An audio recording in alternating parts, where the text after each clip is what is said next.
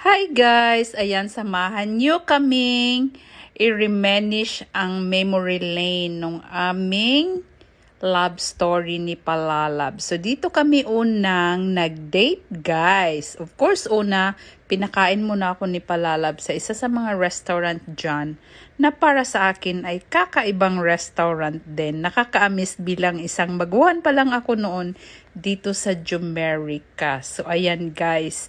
Ang ganda po talaga ng Long Beach. O, diba? Ayan, samahan nyo kaming i-reminisce, guys. Napapansin nyo ba?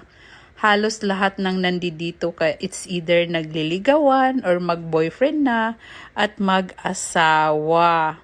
Pansin nyo ba guys, yung mga nasa likuran namin na nakasalubong natin ay halos naka HHWW, o diba? Holding hands while walking.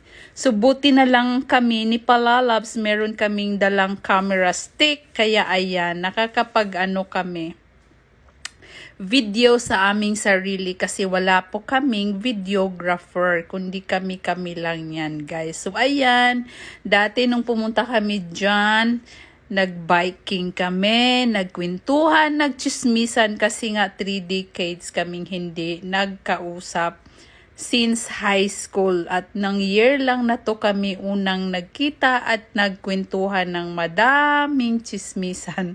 De joke lang guys. Actually dito nabuo ang aming kwentong pag-ibig, o diba? So ito nga po yung aming Valentine's date, post Valentine's date, kaya napag-isipan namin, o sige balik tayo ng Long Beach. So, ayan, share namin sa inyo. So, habang nag-iikot nga kami, guys, naisipan namin, sumakay nung ferry boat para maikot yung buong Long Beach Harbor.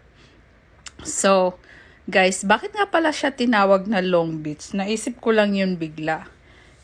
Dahil mahaba yung stretch ng beach?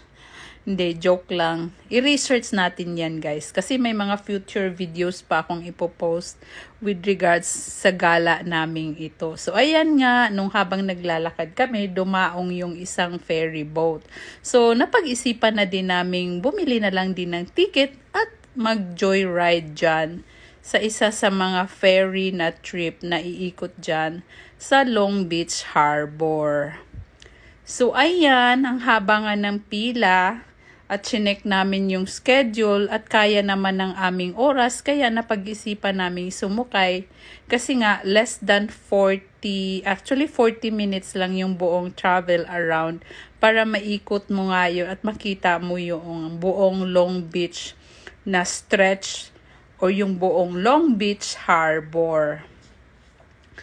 So yun, samahan nyo kami guys. Let's enjoy and enjoy watching all our videos. Don't skip the ads. Ayan, malapit na tayo dyan sa may ticketing office at hindi na tayo magpapahuli.